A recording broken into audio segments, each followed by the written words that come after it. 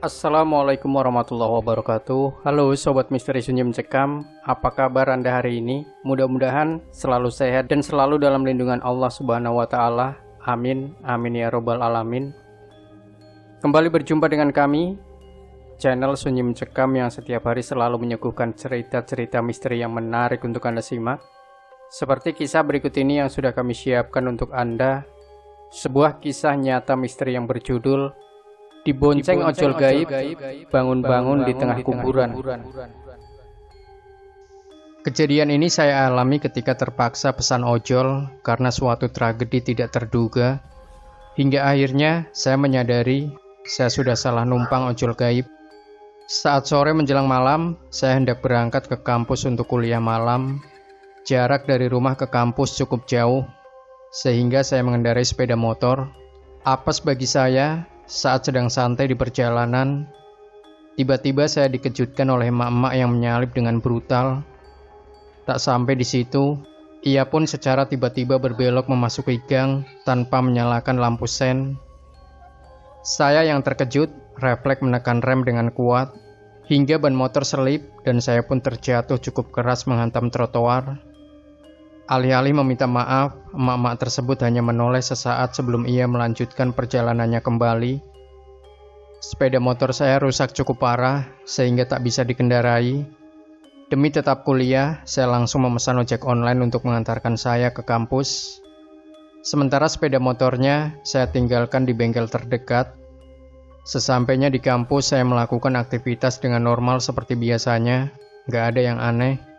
Kecuali saat pulang dari aktivitas perkuliahan, waktu sudah menunjukkan pukul 11 malam, dan satu persatu teman melakukan salam sayonara alias lekas kembali ke rumah masing-masing. Mau aku antar pulang gak?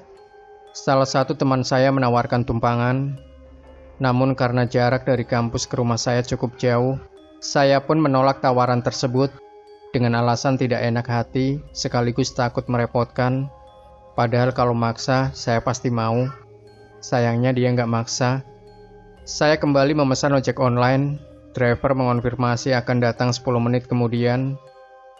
Ketika saya menunggu, tak kurang dari 5 menit, ojek online yang dimaksud ternyata sudah datang lebih cepat dari dugaan saya.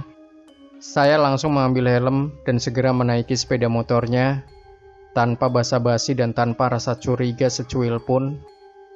Awalnya sih nggak ada yang aneh. Semuanya terasa normal-normal aja. Hanya saja malam itu udara lebih dingin dari biasanya dan kondisi jalan tampak sepi. Untuk mencairkan suasana, saya mencoba sok akrab dengan mengajak ngobrol supir ojol tersebut. "Pak, Bapak tinggal di sekitar daerah ini ya? Kok cepat banget Bapak jemput saya?" Tapi dia nggak menjawab pertanyaan saya. Dia cuma diam nggak bersuara. Pertanyaan-pertanyaan saya selanjutnya pun sama aja. Nggak dihiraukan sama sekali, malah berasa lagi melakukan monolog. Setelah beberapa menit di perjalanan, HP saya bergetar. Ternyata ada chat masuk dari pengemudi ojol. "Mas, di mana ya? Saya sudah sampai di lokasi nih." Saya kaget setengah modar, karena nomornya sama persis dengan pengemudi ojek online yang saya pesan tadi. Lalu, siapa pengemudi ojek online yang ada di depan saya? Saya pikir ini pasti ada yang salah. Meskipun masih bingung, saya mencoba kalem. Berkali-kali saya mencoba menghela nafas, namun samar-samar saya menyadari ada bau amis dan anyir dari pengemudi ojek online di depan saya. Saya makin curiga, jangan-jangan yang di depan saya ini ojek online gaib. Saya sempat berniat untuk nekat melompat dari motor, karena sang pengemudi hanya diam dan tak merespon sedari tadi. Namun tubuh saya seolah-olah berat dan sulit digerakkan. Saya mulai pasrah dengan apa yang akan terjadi. Yang bisa saya lakukan saat itu hanya berdoa terus-menerus dan berharap ini hanya mimpi. Anehnya, setiap saya mencium bau amis tersebut, saya merasa ngantuk. Semakin menyengat baunya, maka saya semakin mengantuk. Seterusnya seperti itu. Selanjutnya saya nggak tahu apa yang terjadi. Saya tertidur di motor, pules banget kayak habis begadang.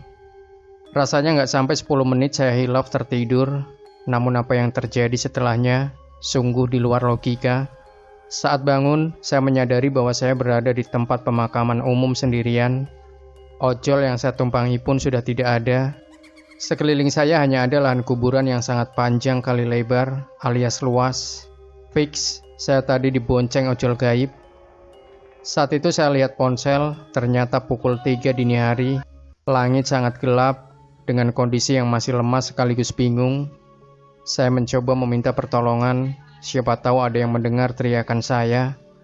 Namun hal itu tidak membuahkan hasil. Kalau dipikir-pikir, percuma juga teriak-teriak, karena mana mungkin ada orang yang berada di kuburan jam 3 pagi. Perasaan saya saat itu campur aduk. Sambil sempoyongan saya mencoba berjalan mencari tempat yang sekiranya aman. Dari kejauhan saya lihat gubuk kecil di sudut wilayah tempat pemakaman. Saya memutuskan untuk berdiam diri di sana dan menunggu sampai waktu pagi tiba. Waktu terasa sangat lama dan saya hanya dapat meratapi kejadian yang menimpa saya ini sembari nyanyi lagu Hachi Anak Yang Sebatang Kara buat menghibur diri. Semoga ini cuma prank. Para penghuni kuburan, bapak-bapak, ibu-ibu semua yang ada di sini, tolong jangan ganggu saya mau tidur, saya ngantuk. So asik padahal takut. Akhirnya suara-suara dari musola di sekitar pemakaman pun terdengar. Saya sedikit tenang. Sesaat menjelang azan subuh, bukannya siap-siap sholat, saya malah tertidur kembali. Maklum saya ngantuk banget.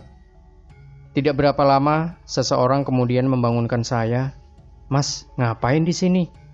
Namanya Pak Yanto, usianya kurang lebih 60 tahun, dan ternyata beliau merupakan penjaga makam. Saya menceritakan semua kejadian yang saya alami semalam, namun dengan tenang Pak Yanto mengatakan bahwa kejadian ini sudah terulang sebanyak 3 kali. Edan, 3 kali dong. Artinya bukan hanya saya yang mengalami kejadian aneh di bonceng ojol gaib. Melihat saya yang masih menggigil dan kaget, Pak Yanto memberikan air putih dan menyarankan agar saya segera pulang ke rumah dan beristirahat. Salah satu pelajaran yang saya dapatkan dari apesnya di bonceng ojol gaib, menghindari sejauh mungkin mak-mak pengendara motor dengan gaya kecoa terbang, sebab setelahnya ada hal menakutkan yang bisa terjadi.